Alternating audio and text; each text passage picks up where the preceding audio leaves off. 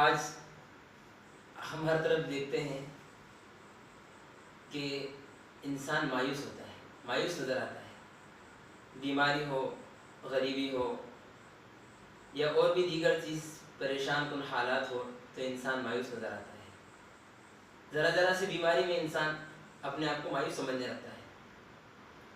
تھوڑا کچھ ہوتا ہے، ذرا کچھ اثر ہوتا ہے، کینسر ہو گیا یا کچھ بھی ہو گیا تو انسان اپنے آپ کو ایک دم مایوس سمجھنے لگتا ہے کہ اب میری زندگی برباد ہو گئی، میں کیا کر سکتا ہوں، اللہ کو غضب میرے اوپر ہی ڈھانا تھا، اللہ نے میرے ساتھ ایسا کیا، اللہ نے میرے ساتھ ایسا کیا۔ حالانکہ ایسا نہیں ہے، بلکہ اللہ رب العزت تو بیماری دے کر انسان کو جو ہے انسان کے درجات کو بلند کرتا ہے اور اللہ نعمتوں پہ نعمتیں عطا کرتے ہیں۔ تو اس کے لیے ایک مثال میں آپ حضرات کے سامنے پیش کرتا ہوں، جن سے ملاقات آج ہم کریں گے، آپ لوگوں کی انشاءاللہ ملاقات کرائیں گے، جو ہے اندور کے رہنے والے ہمارے مولانا ریحان صاحب، جو دارالعلوم فلاح دارین ہندوستان کی ایک عظیم دینی درسگاہ دارالعلوم فلاح دارین میں جنہوں نے عربی دوم تک تعلیم حاصل کی ہے اور ماشاءاللہ علمی شغف رکھنے والے، ان کے ساتھ کیا حادثہ ہوا اور وہ کس حال میں تھے اور کس حال میں اب ہیں، یہ انشاءاللہ ان سے انٹرویو کے دوران ہم معلومات کریں گے۔ تو آئیے انٹرویو کرتے ہیں ہم مولانا۔ السلام علیکم۔ وعلیکم السلام ورحمۃ اللہ وبرکاتہ۔ خیریت سے؟ الحمدللہ۔ کیسی طبیعت وغیرہ آپ کی؟ اللہ تعالیٰ کا احسان و کرم میں خیر و عافیت سے ہوں، بحال ہوں، خوش ہوں۔ آپ ویل چیئر پہ کس طرح سے آئے؟ یہ کہانی آج سے 7 سال پرانی ہے۔ وہ کہانی نہیں، دراصل حقیقت ہے۔ میں فلاح دارین ترک سر میں زیر تعلیم تھا اور اسی درمیان ششمائی کی چھٹیوں میں اپنے گھر پر آیا ہوا تھا اور ایک سڑک حادثے میں ریڑھ کی ہڈی فریکچر ہو گئی، جس کی بنا پر ریڑھ کی ہڈی نے ایک نس کو دبا دیا، اسپائنل کارڈ اس نس کو کہا جاتا ہے۔ اس نس کے دبنے کی بنا پر میرے پورے شریر نے کام کرنا بند کر دیا اور اب کندھوں کے نیچے سے میرا بدن بالکل کام نہیں کرتا تھا۔ جب میں اسپتال میں تھا تو میرے ہاتھ بھی نہیں اٹھتے تھے، پیر بالکل نہیں اٹھتے تھے اور مجھے کسی چیز کے چھونے کا احساس بالکل نہیں ہوتا تھا۔ آہستہ آہستہ اللہ تعالیٰ کا احسان و کرم رہا اور میں نے علاج معالجہ کافی کرایا تو اللہ کا شکر ہے میرے ہاتھ اچھے کام کرنے لگے ہیں اور میں اب از خود اٹھ کے بیٹھ جاتا ہوں اور خود سے لیٹ جاتا ہوں اور کروٹ خود سے لے لیتا ہوں۔ اللہ کا احسان و کرم ہے۔ اچھا، آپ کا جسم کا کتنا حصہ کام نہیں کرتا ہے؟ کندھوں کے نیچے سے انگوٹھے کے ناخن تک بدن بالکل سن ہے۔ پیٹ پہ احساس ہوتا ہے؟ پیٹ پہ اگر چھوئیں گے تو اس کا احساس نہیں ہوگا، اور لیکن اندر کی مشینری سب کام کرتی ہے؟ ہاں جی، کھانا اچھے سے ہضم ہو جاتا ہے، جو غذا کھاتا ہوں اللہ تعالیٰ اس کو ہضم کر دیتا ہے اور بآسانی سے میں فارغ بھی ہو جاتا ہوں اور مجھے کسی طرح کی کوئی پریشانی نہیں ہوتی ہے۔ اچھا، یہ حادثہ ہونے سے پہلے معاشی حالت کس طرح کی تھی آپ کی؟ معاشی حالات، میں مدرسے کی زندگی میں جی رہا تھا تو معاشی حالت کا سوال ہی پیدا نہیں ہوتا ہے۔ آپ کے والد صاحب کی کس طرح کے حالات تھے؟ والد صاحب ماشاءاللہ ہمارے گورنمنٹ میں تھے اور منڈی کے اندر تلاوتی منڈی جو اندر میں آران گلہ منڈی، اس منڈی کے اندر تول پرچی کاٹتے تھے، جو مال اطراف سے آتا ہے آلو پیاز لہسن، تو اس مال کو خرید کر پھر آس پاس کے اطراف میں بھیج دیا کرتے تھے بائی ٹرک۔ یہ ہمارے والد کا کام تھا۔ اچھا، تو کتنا کما لیتے تھے پہلے؟ اب اس کا علم اندازہ نہیں ہے، لیکن گھر کا گزارا بسہولت آسانی سے ہو جایا کرتا تھا اپنے تمام عیش و آرام پورا کرنے کے باوجود بھی۔ لیکن آج جو آپ کے حالت دیکھ رہی ہے، آپ کے گھر وغیرہ کو دیکھ کے، آپ کے پاس 4 گاڑیاں ہیں ماشاءاللہ، یہ سب کچھ دیکھ کے تو یہ تو ایسا لگتا ہے کہ گورنمنٹ نوکری کرنے والا آدمی یہ سب نہیں کر سکتا۔ جی، یہ ہمارے والد صاحب کا جو کاروبار تھا وہ میرے حادثے کے بعد سے بند ہو گیا، اس لیے کہ حادثے کے بعد سے کسی انسان کا میرے پاس اینی ٹائم رہنا ضروری تھا، کروٹ دینے کے لیے، اٹھنے کے لیے، بیٹھنے کے لیے، کھانا کھلانے کے لیے۔ میرے ہاتھوں کی انگلیاں کام نہیں کرتی ہیں، اب بھی کام نہیں کرتی ہیں، ایلبوز کام کرتی ہے، اپوزٹ طاقت ہے، لیکن موومنٹ فنگروں میں نہیں ہے، اس سے آپ ہاتھ سے قلم پکڑ لو یا کھانا اپنے ہاتھوں سے کھا لو۔ اس لیے میرے والد صاحب نے تمام کاموں کو چھوڑ کر صرف میری خدمت کو اپنا کام سمجھا اور اب میری خدمت ہی کرتے ہیں۔ یہ پورا کاروبار جو سنبھالا ہے یہ میرے بھائی کے کندھوں پہ جب اس کا بوجھ آیا تو انہوں نے اس کاروبار کو آگے بڑھایا اور بحمد اللہ تعالی آج جو کچھ بھی ہے اللہ تعالیٰ کے احسان و کرم سے ہے اور بھائی کی محنت سے ہے. یعنی یہ سب جو بدلاؤ آیا معاشی حالات میں، یہ آپ کے حادثے پیش آنے کے بعد میں آئے ہیں؟ جی ہاں، یہ میرے حادثے کے پیش آنے کے بعد سے آئے ہیں. تو آپ کیا سمجھتے ہیں؟ میں اس کو یہی سمجھتا ہوں کہ اللہ تعالیٰ نے جب مجھ کو بستر پر لا دیا، میں بستر مرض پر آ گیا، تو اللہ تعالیٰ نے میرے اسباب کے لیے پھر امت کو ایسے لوگوں کو کھڑا کر دیا جو میرے کو ہر طریقے سے اس بات کا احساس نہ ہونے دے کہ میں کمزور ہوں.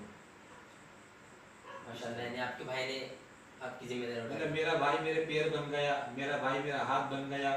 مطلب میں چلتا پھرتا نہیں تھا تو وہ اپنے پیروں کے سہارے مجھ کو چلنا سکھاتے تھے. مطلب والدین نے، بھائی نے، گھر کے دیگر افراد نے ایسا سلوک کرا میرے ساتھ کر رہے ہیں کہ مجھے کبھی اپنے پیروں کا احساس تک نہیں ہوا کہ میرا پیر نہیں ہے. مطلب اس طریقے سے انہوں نے خدمت کری ہے کہ شاید ہی دنیا میں کوئی ایسا بھائی ہوگا جو اپنے بھائی کے لیے اتنی حد تک محنت کرتا ہے، کوشش کرتا ہے اور دل کے اندر اتنی محبت رکھتا ہے. آپ کو کیا خیال ہے اگر آپ کے ساتھ یہ حادثہ پیش نہیں آتا تو اس طرح سے پیش آتے ہیں؟ واللہ عالم بالصواب، لیکن ہاں میرے کو ایسا گمان ہے کہ اگر میرا حادثہ پیش نہ آتا تب بھی گھر والے ویسی فکر کرتے، لیکن اس کو حادثہ پیش آنے کے بعد سے دنیا سمجھ میں آ گئی کہ کون کتنے پانی میں اپنی اور غیر کا پہچان کب ہوتی ہے، اپنے اور غیر میں پہچان کرنے کا طریقہ کیا ہے، اپنے والے کب تک اپنے ساتھ ہیں اور کب تک اپنے ساتھ نہیں ہیں. یہ احساس میرے کو حادثے کے بعد ہوا. اچھا، آپ اس حالت میں نماز بھی پڑھتے ہیں؟ جی اللہ کا شکر ہے، میں 5 وقت نماز پڑھتا ہوں، اشارے سے نماز پڑھتا ہوں اور قرآن شریف کی تلاوت بھی کر لیتا ماشاء ہوں. اللہ.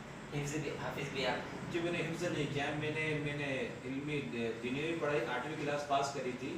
اس کے بعد سے مدرسے چلا گیا اور میں نے عالم کورس اسٹارٹ کرا اور عربی 2 تک تعلیم حاصل کری.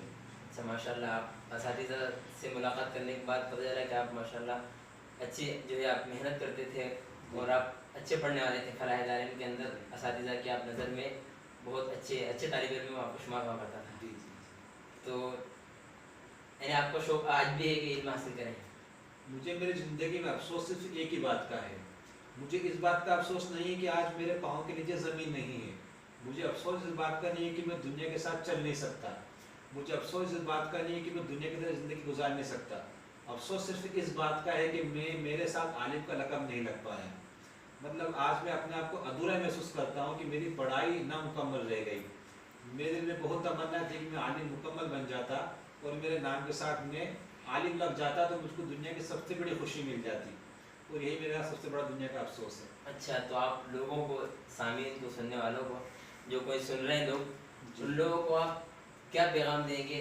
پیغام 2 طرح سے دو لوگوں کے لیے آپ سے مانگا جائے گا. ایک تو یہ کہ اہل علم کے طبقے سے مانگا جائے گا، جو بعض تو ایسے ہوتے ہیں کہ جو اپنے آپ کو وہ سمجھتے ہیں کہ ہمیں زبردستی عالم بنا دیا گیا اور زبردستی ہمیں پڑھایا گیا. ان لوگوں کے لیے کیا پیغام؟ اور دوسرا ان لوگوں کے لیے جو تھوڑی سی بات میں مایوس ہو جائے. دونوں کے لیے 2 پیغام آپ کو دینے ہیں. میں پہلے تو پیغام ان لوگوں کو دینا چاہوں گا جو اپنے آپ سے مایوس ہو جاتے ہیں. اپنے آپ سے مایوس ہونا اور اپنی زندگی سے مایوس ہونا، اپنے کمزور حالات سے مایوس ہونا، یہ سب سے بڑی کمزوری ہے. جس دن آپ اپنے آتم وشواس کو کھو دو گے سمجھ لو آپ دنیا میں زندہ نہیں ہو. صرف آپ کا جسم، آپ کا قد و قامت دنیا کے اندر ہے، حالانکہ آپ دنیا سے مر چکے ہو. اگر آپ نے اپنے ضمیر کو نہیں مارا ہے، اپنی سوچ کو نہیں مارا ہے، اپنے آتم وشواس کو نہیں مارا ہے تو آپ زندہ ہو. یہ 7 سال کا عرصہ مجھ پہ گزر چکا ہے، لیکن 7 سال کے عرصے میں نے 7 منٹ کے لیے اپنے آتم وشواس کو نہیں کھویا.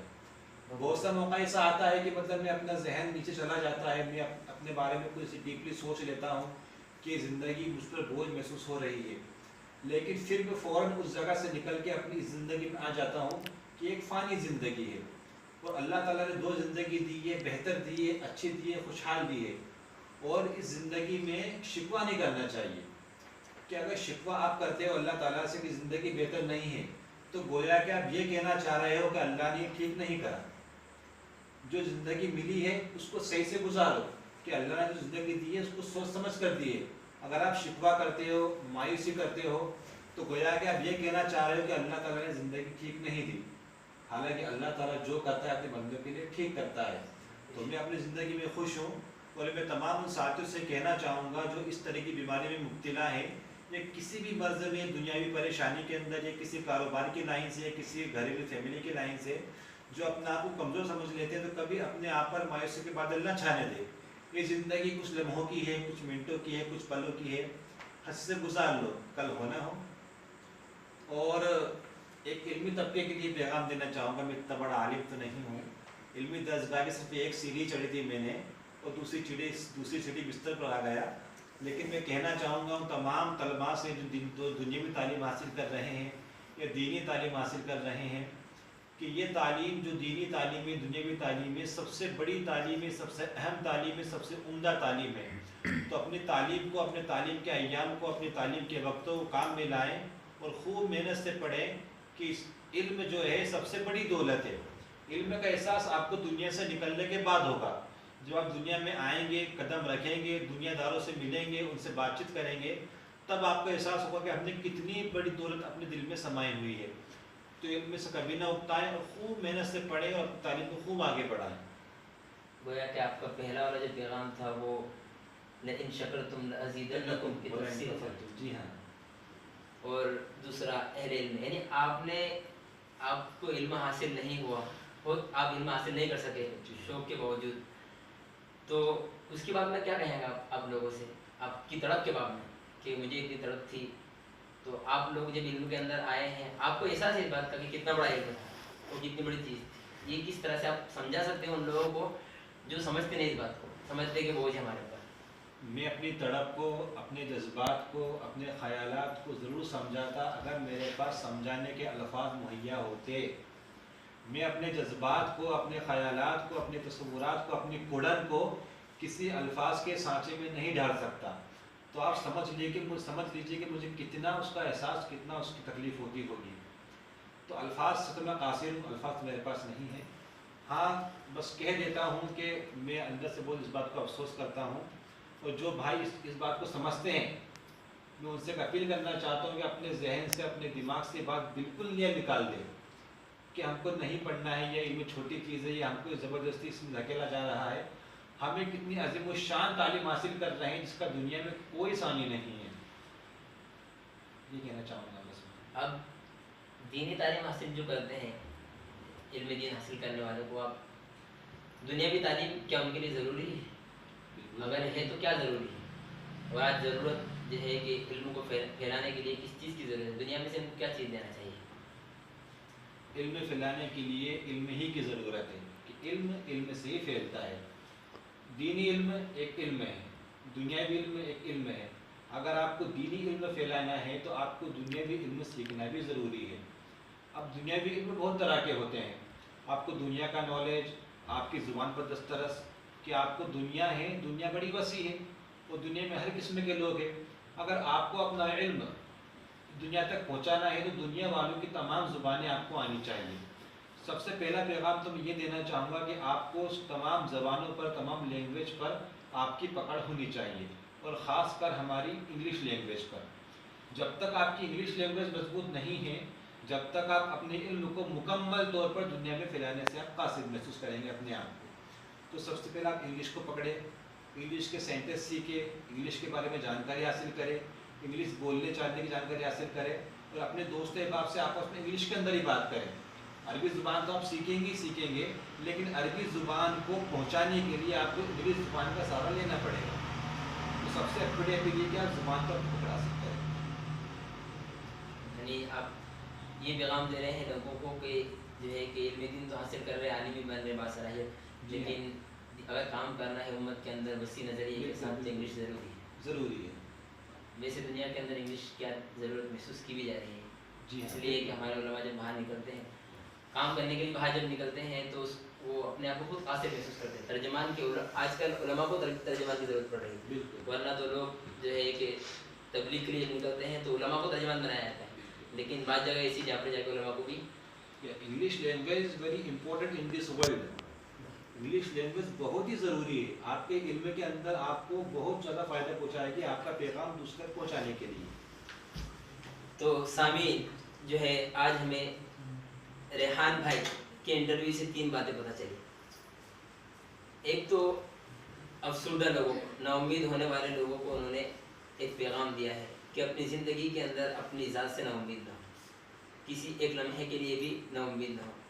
दूसरा पैगाम अहले इल्म तबके को दिया है कि ये इल्म की कदर, उनको इल्म की कदर अब मालूम है, علم تو حاصل کر رہے تھے، محنت سے پڑھ رہے تھے، لیکن ایک ترتیب سے چل رہے تھے، لیکن اب ان کو احساس ہوتا ہے کہ علم حاصل نہیں کیا. آج بھی ان کو ایسا احساس ہے، افسوس ہے کہ ان کے نام کے آگے مولانا نہیں رکھ سکا، عالم نہیں رکھ سکا ان کو. تیسرا پیغام اہل علم طبقے کو دے رہے ہیں، علم دین حاصل کرنے والوں کو تیسرا پیغام دے رہے ہیں کہ جہاں وہ عربی لینگویج اور اردو پہ محنت کرتے ہیں تو اس کو اس دین کو جو پڑھا ہے 8 سال کے عرصے میں، 10 سال کے 15 سال کے عرصے کے اندر، اس کو امت کے اندر پھیلانے کے لیے اور وسیع ترین کام کرنے کے لیے انگلش لینگویج بہت زیادہ ضروری اور امپورٹنٹ ہے. تو یہ آج کا انٹرویو یہ تین طرح کے لوگوں کو فائدہ دے گا. ایک تو اپنی زندگی سے نا امید ہونے والے جو بیمار ہیں مثلا، یا کسی بھی طرح سے حالات کی وجہ سے اپنی زندگی سے نا امید ہو گئے، اپنے حالات سے نا امید ہو گئے، ان کے لیے بھی ہے کہ وہ بھی انہوں نے جو بات کہی اس بات کو غور سے سنیں، ایک بار پھر سنیں. آپ اس ویڈیو کو ایک بار پھر سنیں اور ان کی انہوں نے جو بات کہی ہے اس بات کو ڈبل سنیں، اور اہل علم طبقہ بھی ان کی باتوں کو سنیں اور سمجھیں کہ واقعتاً علم کتنا بڑا ہے. تو جو ہے، اور ہمارے ریحان بھائی کے لیے بطور خاص دعا بھی کریں، خاص اپنی آہ سحرگاہی کے اندر اور اپنی ہر دعاؤں کے اندر ان کو یاد رکھیں کہ اللہ تعالیٰ ان کو واپس اپنے پیر پر چلا دے، یعنی واپس یہ اپنے پیر پر چلیں. ان کی بہت تمنا ہے کہ علم حاصل کریں. انہوں نے جتنا علم، آپ نے ان کی باتوں سے اندازہ لگا لیا ہوگا کہ ایک عربی دوم تک پڑھنے والا طالب علم اس طرح سے نہیں بول سکتا. آج ہم دیکھیں تو طلبا کی حالت اس طرح کی نہیں ہے، اس طرح سے کھل کر بات نہیں کر سکتا. اب یہ تو 7 سال سے 8 سال سے جو ہے کہ بستر پر ہے. اس سے پہلے عربی دوم میں تھے، عربی دوم کا طالب علم یہاں تک نہیں پہنچ سکتا کہ اتنی بات کر سکے. آپ اس سے سمجھ سکتے ہیں کہ انہوں نے اس وقت تک کتنی محنت کی ہوگی. تو میرے بھائیوں، یہ ان کی کڑن ہے، تڑپ ہے، تو ان کے لیے دعا کریں. بطور خاص یہ ایک پیغام آپ کو دے رہے ہیں، ہم لوگ ایک پیغام دے رہے ہیں، تو ان کے لیے خاص دعا کریں کہ اللہ تعالیٰ ان کے جو ہے کہ ان کو پیروں پر کھڑا کر دے اور ان کی جو بیماری ہے اس کو ختم فرما دے اور شفائے کاملہ عاجلہ دائمہ مستمرہ نصیب فرمائے، اور جو ہے کہ موت تک اپنے دین کا کام لے لے. اور جس طریقے سے بھی اللہ تعالیٰ چاہے، امت کے اندر ہر دور کے اندر کوئی نہ کوئی کام کرنے والے فرد کی ضرورت پڑتی ہے، اور اللہ رب العزت جب بھی حالات آتے ہیں تو کسی نہ کسی کو قبول ضرور کرتے ہیں. تو دعا کریں کہ اللہ ہمیں بھی قبول کرے اور ان کو بھی قبول کرے. ان کی تڑپ کو دیکھتے ہوئے اللہ تعالیٰ ان کو بھی قبول کرے. زمانے میں اللہ کی نظر جن پر پڑتی ہے تو اللہ سے دعا کرے کہ اللہ تعالیٰ ہم پر بھی اللہ کی نظر پڑے کہ کوئی خاص کام ہم سے لے لے اور اللہ تعالیٰ ان سے بھی کام لے. تو یہ آج کا انٹرویو تھا. آخر میں تمام ساتھیوں سے دعا کی درخواست ہے. السلام علیکم ورحمۃ اللہ وبرکاتہ.